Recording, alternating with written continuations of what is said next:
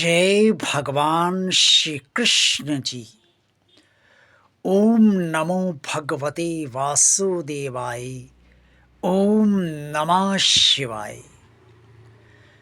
YouTube के अति सम्मानित प्रिय दर्शकों और भगवान और आप चैनल के अत्यंत प्रिय श्रद्धालु भक्तों, भक्त वही है जो वास्तव में ईश्वर से शांति को प्राप्त करता है। शांति तभी मिलती है जब ईश्वर भक्त को शांति प्रदान करता है।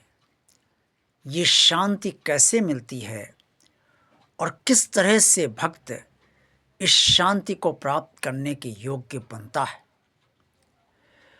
और ईश्वर का भक्त कौन होता है, क्योंकि जो ईश्वर का भक्त होगा वही ईश्वर से शांति प्राप्त कर पाएगा, और ईश्वर उसी को शांति देता है जो उसका भक्त होता है। आज की वीडियो में मैं आपको ये सब भगवान कृष्ण जी की असीम अनुकंपा से बताने का पूरा प्रयास करूंगा। प्रिय श्रद्धालु भक्तों, कुरुक्षेत्र के मैदान में अर्जुन को भगवान कृष्ण जी ने वो समस्त ज्ञान दिया जिससे मनुष्य का कल्याण हो और मनुष्य को बार बार जन्म न लेना पड़े, वो पुनर्जन्म के बंधन से मुक्त हो और भगवान को प्राप्त करे। इस हेतु उन्होंने वो सब कुछ बताया अर्जुन को जो इस उद्देश्य की प्राप्ति हेतु अति आवश्यक है। श्रीमद् भगवद गीता के अध्याय 5 श्लोक 29 में स्पष्ट तौर पर वर्णित है कि ईश्वर का भक्त वही है जो ईश्वर को सारे तपों का और सारे यज्ञों का भोगने वाला मानता है, जो ईश्वर को सारे लोकों का ईश्वर मानता है और जो ईश्वर को सुहृद मानता है, अर्थात ऐसा ईश्वर मानता है जो समस्त प्राणियों के प्रति दयालु है और प्रेमी है।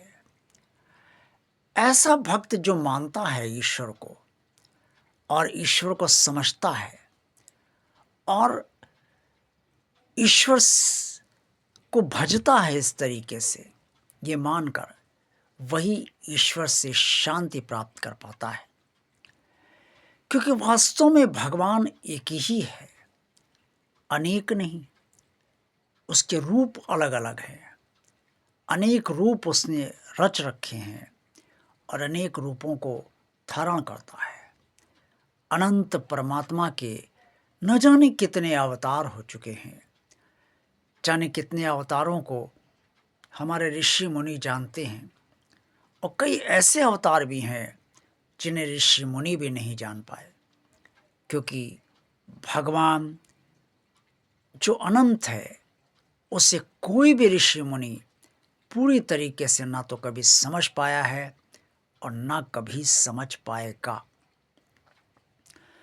इसलिए भगवान को सारे लोकों का स्वामी माना जाता है, और सारे लोकों का जो स्वामी है वही ईश्वर है।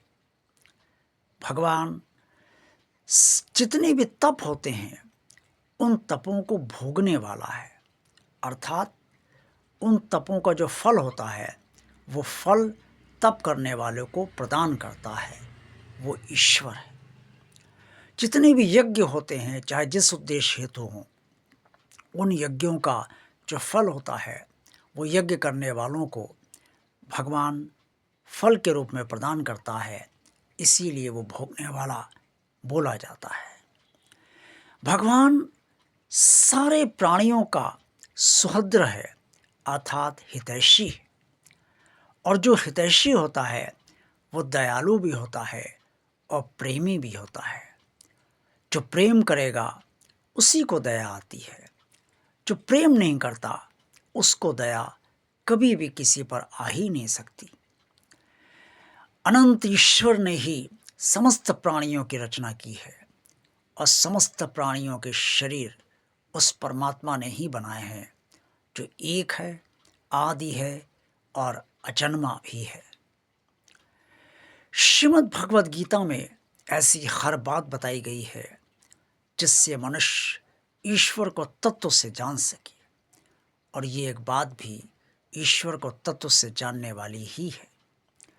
इससे वास्तव में ईश्वर का भक्त वही है जो ईश्वर को तत्व से जान लेता है, और जो तत्व से जान लेता है उसे ही ईश्वर से शांति प्राप्त होती है। और जैसे जैसे उसे ईश्वर से शांति मिलती जाती है, गहराती जाती है, वैसे वैसे भक्त ईश्वर का होता जाता है और ईश्वर भक्त का होता जाता है। आज का वीडियो आपको अच्छा लगा है तो इसे लाइक अवश्य कीजिएगा। जिन श्रद्धालु भक्तों ने अभी तक भगवान आप चैनल को किसी कारणवश सब्सक्राइब नहीं किया है, वो इसे भगवान का कार्य मानकर सब्सक्राइब अवश्य कर दें। इस चैनल को ज़्यादा से ज़्यादा लोगों को शेयर कीजिएगा और इस वीडियो को भी शेयर कीजिएगा, ताकि ज़्यादा से ज़्यादा भगवान के भक्त इस चैनल का और इस वीडियो का आनंद उठा सके। और कमेंट्स बॉक्स में आप सब जो कुछ भी कहना चाहें वो अवश्य कहिएगा। आप सबका कल्याण हो। जय भगवान श्री कृष्ण जी।